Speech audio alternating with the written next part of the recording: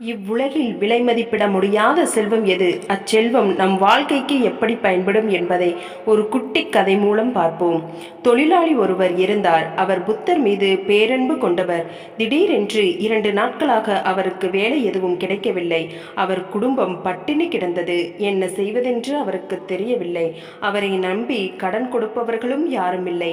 மன வருத்தத்துடனும் சிந்தனையுடனும் அவர் நடந்து சென்று கொண்டிருந்தார். அப்போது அருகிலிருந்த குளத்தில் ஒரு தாமரை மலர்ந்திருப்பது அவர் பார்வையில் பட்டது. அந்த மலர் வழக்கமான தாமரை மலராக இல்லை, அபூர்வமான அழகுடன் இருந்தது.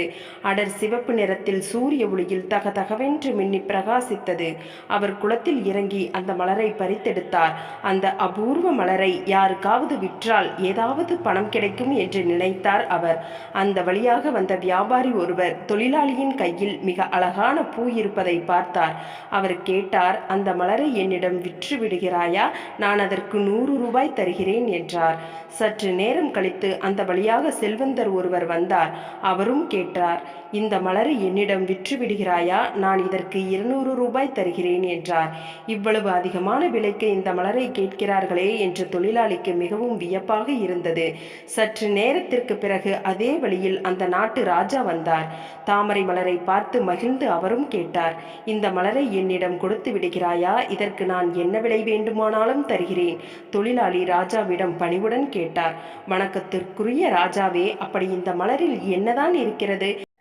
ஏன் இதற்கு எவ்வளவு பணம் வேண்டுமானாலும் தர தயாராக இருக்கிறீர்கள்? ராஜா சொன்னார், இந்த மலர் பார்ப்பதற்கு மிகவும் அழகாகவும் அபூர்வமாகவும் இருக்கிறது.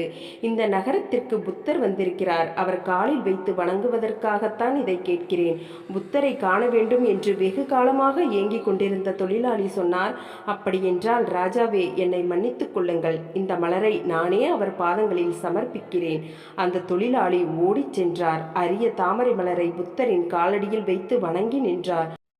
அப்போது புத்தர் கனிவாக அவரிடம் கேட்டார், சகோதரா, இந்த மலரை நீ ராஜாவிற்கு விட்டிருந்தாயானால் நீ மட்டுமின்றி உன் பல தலைமுறைகளும் வளமாக வாழ்வதற்கான செல்வம் உனக்கு கிடைத்திருக்குமே.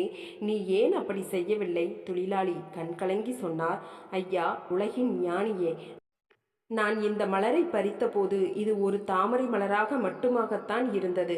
ஆனால் நீங்கள் இங்கே வந்திருக்கிறீர்கள் என்று தெரிந்தபோது இந்த மலர் என் இதயத்தின் அன்பாக மாறிவிட்டது. என் இதயத்தை சமர்ப்பிப்பதற்கு ஏற்ற இடம் உங்கள் காலடிகளை தவிர வேறு இல்லையே. புத்தர் எழுந்து அவரை தன் நெஞ்சோடு அணைத்து கொண்டு சொன்னார், இனிய சகோதரா, வறுமையில் இருந்தாலும் இந்த உலகத்தின் அரசன் நீதான். நிம்மதியாக போ, உன் வாழ்க்கை வளமாகும். தூய அன்பிற்கு முன்னால் பணத்திற்கு எந்த மதிப்பும் இல்லை. இந்த உலகில் விலை மதிப்பிட முடியாத ஒரே ஒரு விஷயம் அன்பு மட்டும்தான். ஒவ்வொருவர் மனதிலும் தூய அன்பிருந்தால் இந்த உலகத்தையே வெல்லலாம்.